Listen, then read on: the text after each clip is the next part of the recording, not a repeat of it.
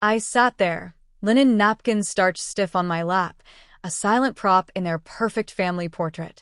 My father held court, chuckling about my creative detour after college.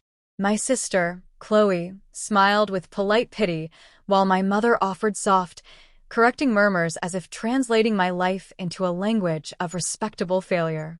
I said nothing. Arguing only fed the narrative. Then, Chloe's fiancé, Mark, leaned toward me, his brow slightly furrowed. "Hold on," he whispered. "You're—" The table went quiet. My father's laugh died mid-sentence. Even the clinking of silverware from the main dining room seemed to hush. That silence didn't just pause the moment. It shattered it. My name is Sloane Vance.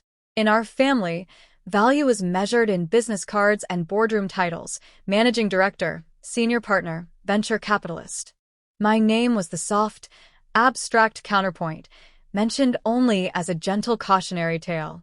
The dinner was at the Gilded Elm, all low crystal light and murmured deals. I was strategically placed at the table, present but not central. "Sloane is still exploring her passions," my mother explained to a guest, her hand a gentle weight on my wrist. "The corporate world isn't for everyone." My father nodded sagely. "The path less traveled. It takes a special patience." Their smiles were knives wrapped in velvet. I focused on the swirl of Malbec in my glass, the distant city lights beyond the dark windows. Silence had become my fortress. They mistook my quiet for emptiness. What they didn't know was that my days were a world apart from their golf course meetings. My world ran on encrypted servers and satellite delays, on contracts signed in different time zones under pseudonyms. My small apartment was a deliberate firewall. My simple life was a curated blind. The shift began subtly. Mark had stopped engaging with my father's stories. His eyes kept finding me, not with pity, but with a dawning, calculated recognition. He was in private equity, trained to see value where others saw clutter. My father raised a toast. To legacy, and to those still finding their way. The subtext was a spotlight. Chloe gave me a sympathetic glance. Mark didn't smile back. He looked directly at me.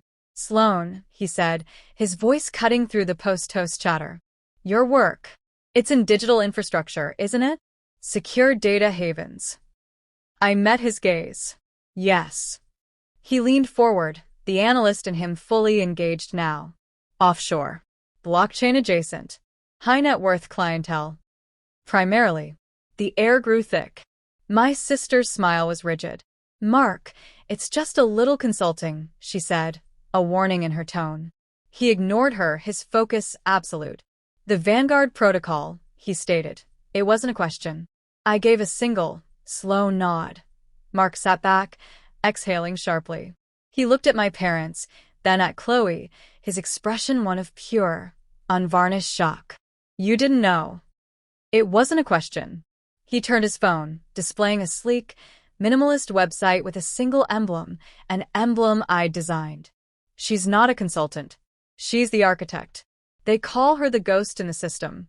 Half the funds in this city are begging for an audience." The silence that followed was seismic. My mother's hand slipped from my wrist. My father's face paled. "Why wouldn't you tell us?" he breathed, his voice stripped of its usual authority. I finally stood, the weight of years sliding from my shoulders. "You were so busy defining who I wasn't," I said, my voice calm in the wreckage. "You never once asked who I was." I didn't slam doors.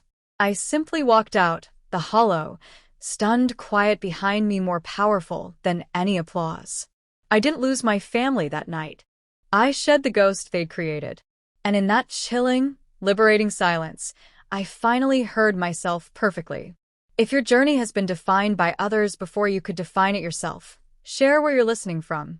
Tell me, what is the moment you decided to stop being a footnote in someone else's story?